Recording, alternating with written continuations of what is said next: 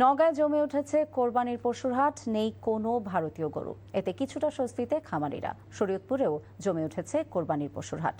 দাম কিছুটা বেশি বলে ক্রেতাদের অভিযোগ, তবে বিক্রেতারা বলছেন গো খাদ্যের দাম চড়া, লালন পালনে খরচ দ্বিগুণ। নওগাঁর আসাদুর রহমান জয় এবং শরীয়তপুরের আব্দুল আজিজ শিশিরের পাঠানো তথ্য ছবিতে দেখুন জীবন আহমেদের ডেস্ক রিপোর্ট। সবার সব প্রয়োজনে আপন হয়ে আছে ফ্যামিলি ফ্রিজ কঙ্কা। হ্যাপি থাকুন। নওগাঁর গবাদি পশুর হাটগুলো জমজমাট। পুরো হাট জুড়ে দেখা নেই ভারত ও মিয়ানমারের কোনো গরু, দেশীয় গরুর আধিক্য। সীমান্তে কঠোর নজরদারির কারণে এবছর ভারতীয় কোনো গরু ঢুকতে পারেনি, তাই আশায় বুক বেঁধেছে খামারিরা। বাজারে পর্যাপ্ত গরু থাকলেও দাম না পাওয়ার অভিযোগ বিক্রেতাদের। জেলার রাধাকান্ত হাটে উঠেছে ব্রাহ্মা জাতের বেশ কিছু গরু, দাম হাঁকা হচ্ছে 8 থেকে 10 লাখ টাকা।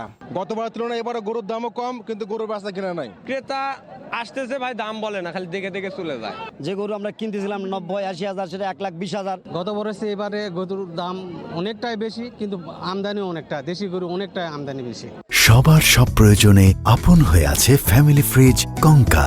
হ্যাপি থাকুন। জাল নোটসহ গরু বিক্রেতারা যাতে প্রতারিত না হয় সেজন্য বাড়তি নিরাপত্তা ব্যবস্থা নিয়েছে হাট কর্তৃপক্ষ। এদিকে শরীয়তপুরে জমে উঠেছে কোরবানির পশুর হাট। জেলায় এবছর 34টি গরু হাট বসছে। এর মধ্যে 12টি স্থায়ীভাবে প্রতি সপ্তাহে নিয়মিত হাট বসছে।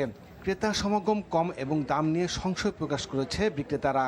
খাদ্য আনতে গেলে খাদ্য পাওয়া যায় না, গাড়ির সংকট, তেলের সংকটের কারণে খাদ্য বাজার অনেক বেশি। কোনো কাস্টমারই নাই, এর কাছে গরু দিকেই না, বসতে পারতে আসি না। কাস্টমার হইলো পরে কিনবো, গরু কিনবো, আমি 8 দিন আগে গরু কিনবো না।